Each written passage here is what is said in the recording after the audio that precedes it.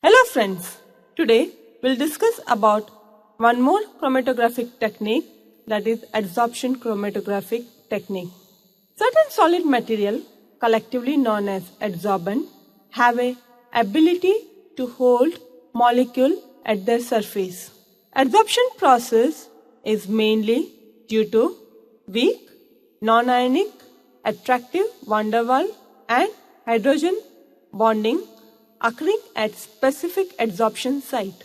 The strength of binding of particular analyte depends upon functional group present in its structure. For example, hydroxyl groups and aromatic groups tend to increase interaction with adsorption surface, whereas aliphatic groups tend to differ in their interaction with adsorption surface.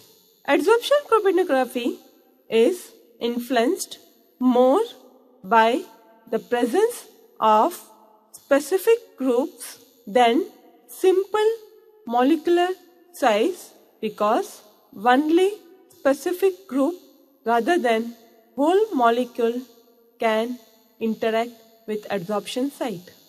Most widely used adsorbent in adsorption chromatography is shown in Table 1. Alumina is used for separation of small organic molecules or proteins.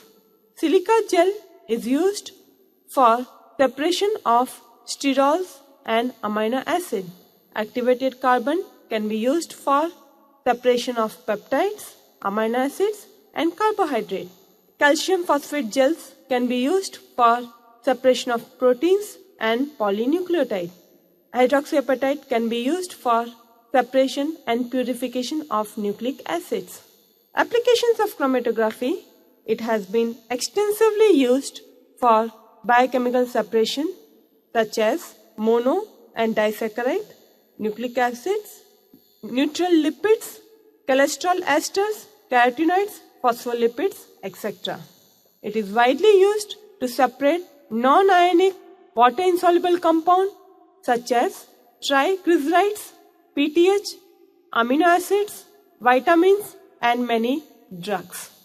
Types of adsorption chromatography. There are widely two types of adsorption chromatography: hydroxyl apatite chromatography and hydrophobic interaction. We'll discuss one by one. Hydroxyl apatite chromatography. Crystalline hydroxyl apatite consisting of calcium phosphate and hydroxyl group is used as an adsorbent to separate mixture of proteins and nucleic acids, because column of hydroxyapatite bind substance that interact with calcium such as DNA, RNA, chromatin, phosphoproteins by dipole-dipole interaction. Small polynucleotides and oligonucleotides bind weakly and can be easily separated from sample of high molecular weight nucleic acid. Hydroxyapatite is available commercially in a range of forms suitable for low performance liquid chromatography and high performance liquid chromatography. This includes crystalline or spherical hydroxyapatite and forms bonded to an agarose matrix. Adsorption capacity is maximum around neutral pH, and conditions usually include 20 millimolar phosphate buffer for adsorption process. Elution is achieved by increasing phosphate buffer concentration to 500 millimolar. The most important application of hydroxyapatite chromatography is separation of single-stranded DNA from double-stranded DNA. The affinity of hydroxyapatite for double-stranded DNA is high and later can be selectively removed from RNA and protein in cell extract. Now we'll discuss about hydrophobic chromatography. This type of chromatography was developed to purify protein by exploiting their cell surface hydrophobicity, which is related to presence of non-polar amino acid residue present in proteins. The group of hydrophobic residue are scattered over the surface of protein in a way that gives them characteristic properties to each protein.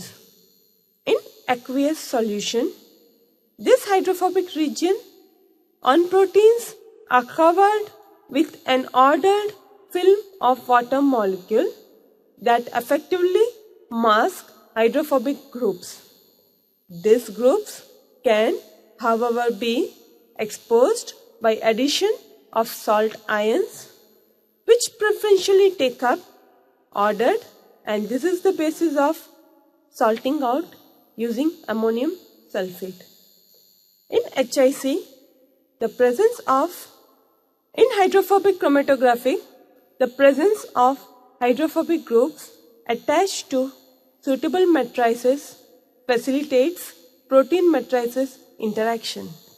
The most commonly used stationary phase are alkyl, that is acyl and octyl, or phenyl groups attached to agarose matrices.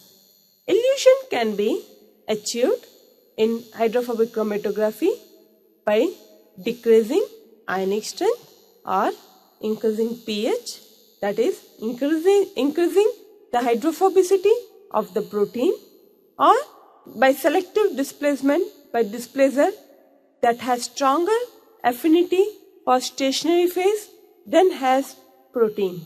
Other practical problem with the technique is its non-predictability, in that it works well for some protein but not for other.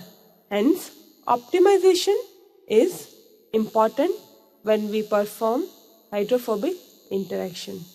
Proteins are purified by this technique includes adolase, transferring cytochrome C and thyroglobulin, or any protein can be purified using this technique.